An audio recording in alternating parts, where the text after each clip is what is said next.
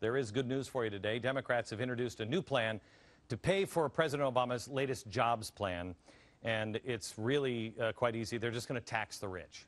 Senate Majority Leader Harry Reid says 5% tax on people making $1 million a year would generate $450 billion. That's a great idea. That's it. It's 5% more. Now, I don't know about you, but all of the president's stimulus plans and jobs plans seem exactly the same to me. We asked our friend Andrew Klavan, GBTV's newest contributor, to make some sense of all the plans. I'm Andrew Klavan, and this is my very serious commentary.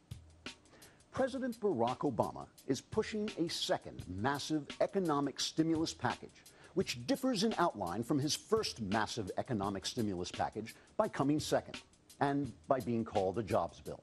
The first stimulus package cost $830 billion in taxpayer dollars, and Vice President Joe Biden said it succeeded beyond his wildest dreams, which are about a 50-foot-tall naked woman who crushes American businesses under her stiletto heels while screaming Joe is a very naughty boy.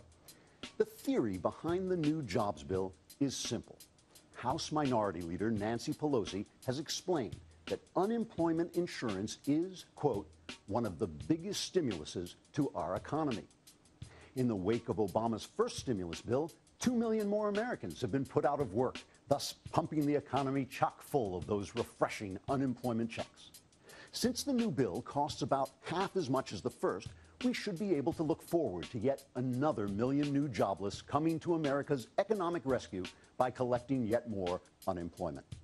Some Americans feel this economic theory, first developed by French Emperor Napoleon Bonaparte, or some guy who thought he was Napoleon Bonaparte, doesn't go far enough. These Americans, sometimes called leftists or buffoons, feel that the Obama administration should draft even more stimulus bills and continue to spend money we don't have until New York Times columnist Paul Krugman finally admits he was just kidding around about that and then impales himself on a ceremonial Japanese sword. Other Americans could not be reached for comment because they were attempting to paddle an inner tube to Cuba in search of economic opportunity. There's another important difference between Obama's first stimulus package and his new jobs bill. The original $830 billion stimulus was never paid for, thus supersizing America's already out-of-control debt and exacerbating the current debt crisis, which Obama says is the Republicans' fault because they didn't have a. The new $450 billion plan, however, will be paid for, Obama says, by taxing the rich.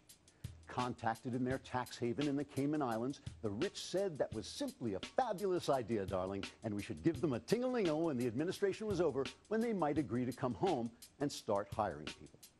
All in all, since Obama has become president, unemployment has steadily increased, the debt has skyrocketed, the deficit has quadrupled, and millions of people have descended from the middle class into poverty, which is good news. More people out of work and in poverty means more unemployment and welfare checks, which will be spent on buying products from rich people who can then be taxed more until they too must collect unemployment and welfare checks. Once everybody's out of work and poor, we'll all be rich.